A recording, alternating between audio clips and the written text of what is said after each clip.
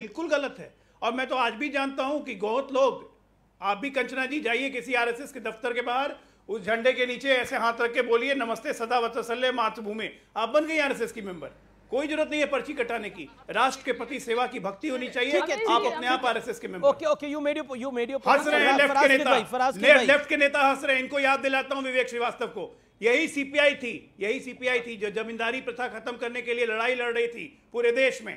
और राजस्थान में उन्होंने भैरव सिंह शेखावत को कहा था कि सबसे आगे के प्रगतिशील नेता है जब जमींदारी खत्म करने की बात हुई थी। आज बेशर्मों की तरह हंस रहे हैं आरएसएस के नाम पे। अरे देशभक्ति करने का नाम आरएसएस, फराज किद भाई का नाम आरएसएस। अगर आप हैं तो कीजिए, नहीं है तो मत कीजिए, चीन की गुलामी करते रहिए। प्रार्थना ठीक से याद नहीं है, आप रट्टा मार के लिख के लाए कि आप बोलेंगे और डिबेट की शुरुआत उससे करेंगे, लेकिन मैं लिख के नहीं बैठता हूं, इसलिए मैं हंस रहा था। मैं लिख के नहीं बैठता हूं, समझे ना, मैं लिख के नहीं बैठता हूं विवेक श्रीवास्तव जी। आपके पार्टी का इतिहास बता रहा हूं राजस्थान का। आपने मेरा नहीं, आज डिबेट आपकी पार्टी का इतिहास बता रहा हूं सीपीएम का राजस्थान। ये बड़ी मेरा निवेदन है, ये जो डिबेट है, ये ऐसी डिबेट जो है वो कई वर्षों तक का सिस्टम में रहती है। मेरा निवेदन है इसलिए इंटेलेक्चुअली इस डिबेट को बहुत साउंड तरीके से करा जाए, क्योंकि ये सामान्य पे पॉलिटिकल बहस नहीं है। आरएसएस पर बैन हटना और खासतौर पर यानी प्रतिबंध हटाना, 58 साल पुराना प्रतिबंध उठाना, ये कोई सामान्य घटना भी नहीं है। मैं सीधा रुख करता हूं, मेरे साथ फराज किदवई साहब हैं, समाजवादी पार्टी के नेता हैं, प्रवक्ता हैं। फराज किदवई साहब, आप बहुत दानिश्वर हैं, बहुत पढ़े लिखे व्यक्ति हैं। मेरा प्रश्न बहुत सिंपल है। अखिलेश यादव जी को मैं कोट कराऊं, दुनिया का सबसे खतरनाक परिवार है संघ परिवार आरएसएस, लेकिन 1975-77 में जब इमरजेंसी का दौर था तो यही आरएसएस था जो उस इमरजेंसी के खिलाफ खड़ा हुआ, जिस इमरजेंसी के विरोध में मुलायम सिंह यादव भी थे जो आपके सबसे बड़ा नेता हैं अब तक के, और इसी विरोध में लालू प्रसाद यादव जी भी थे और दोनों जेल में थे।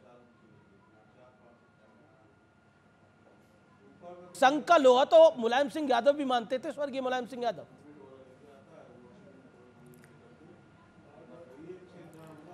अमीर जी, थैंक यू वेरी मच। देखिए जी बोलिए सर, मेक योर पॉइंट। जी मेरी आवाज आ रही है अमीर जी? बिल्कुल आ रही है, आपकी स्पष्ट आवाज आ रही है। अगर आपको इको हो रहा होगा तो मेरा पीसीआर करेक्ट करेगा। बोलिए, मेक योर पॉइंट। जी देन रिजवान अहमद जी। नहीं, इट्स फाइन जी। देखिए, मैं बात शुरू करूंगा। अभी डॉक्टर अजय आलोक जी ने शुरुआत की, तो हमारे जो विवेक जी हैं उन्होंने बोला कि वो रट्टा मार के आए हैं। मुझे नहीं पता कि अजय आलोक जी रट्टा मार के आए कि नहीं आए हैं, लेकिन विष्णु पुराण का एक श्लोक है जो मुझे कंठस्थ है और मैं देखूंगा भी नहीं, मैं वो पढ़ूंगा। विष्णु पुराण के श्लोक में लिखा हुआ है कि उत्तरम यत् समुद्र से हिमाद्रैश्चैव दक्षिणम वर्षम तद भारतम नाम भारती यत् संतति।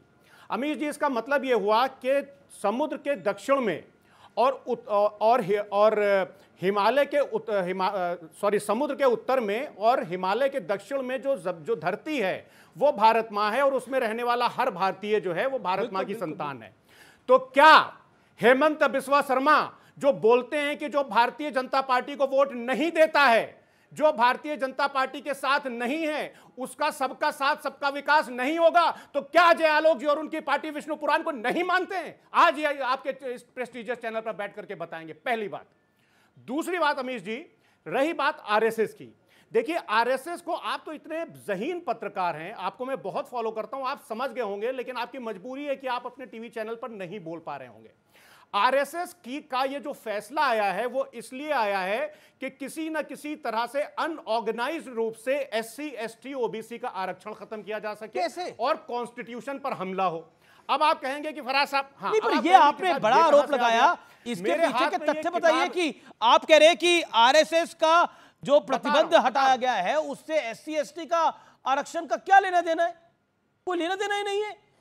ये प्रतिबंध हटा, बता रहा हूं, आरक्षण का क्या लेना देना है? अमीर जी, मैं बताइए प्लीज।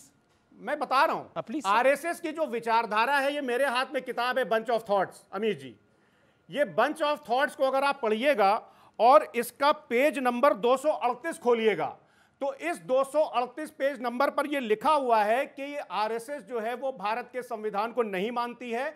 और अगर आप मुझे इजाजत दें तो मैं 2 लाइन पढ़ करके इसकी आपको सुना दूं, जिसमें लिखा है कि our constitution 2 is just a cumbersome and heterogeneous piecing towards of various articles from various constitution of the western countries. और इसके आप जब डिटेल में जाइएगा तो ये बोलते हैं कि ये बेसिकली हमारा जो है वो नेशनल कॉन्स्टिट्यूशन नहीं है, पहली बात। तो आरएसएस की जो विचारधारा है वो भारत के संविधान को तो कभी मानती ही नहीं थी। अब मैं एससी, एसटी और ओबीसी पर आ जाता हूं। Page number 357 bunch of thoughts में लिखा हुआ है, मैं कर रहा हूं, पेज नंबर 357 पर लिखा हुआ है कि it would therefore be proper that privileges should be based on the economic conditions of the people that will ease out matters and hard burning among others that so called Harijans alone are enjoying privileges will also be removed. यानी कि RSS की जो विचारधारा है वो इस किताब में लिखा हुआ है कि वो कास्ट बेस्ड रिजर्वेशन नहीं, वो क्लास बेस्ड रिजर्वेशन की बात करती है। तो जब आरएसएस को खुली छूट दे दी जाएगी सरकारी कर्मचारियों को, तो कहीं ना कहीं से तो वो संविधान पर और वो तो करेंगे ही। और आप देखिए जी रिजवान अहमद, लोकतंत्र के लिए खतरा है आरएसएस का प्रतिबंध हटना। और देखिए एक नैरेटिव जिसको इस चुनाव में बार बार बिल्ड करा गया, और उत्तर प्रदेश में खासतौर पर, महाराष्ट्र में खासतौर पर, कि बीजेपी अगर शासन में आएगी तो आरक्षण को समाप्त कर देगी। अब आरएसएस पे अगर प्रतिबंध हटेगा तब भी आरक्षण समाप्त हो जाएगा, तब भी एसटी और एससी के रिजर्वेशन में इश्यू होगा। शुक्रिया। जय हिंद, वंदे मातरम। अभी 2 वक्ता आपके साथ बैठे हैं जो इस फैसले के खिलाफ हैं जी।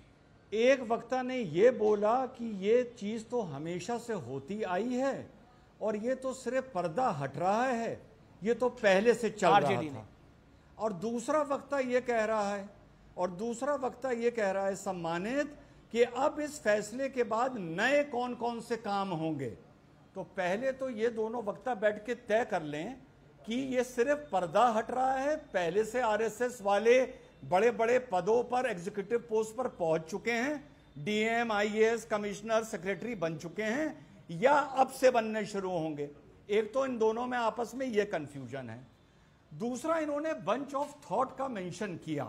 बंच ऑफ थॉट मैंने भी पढ़ी है।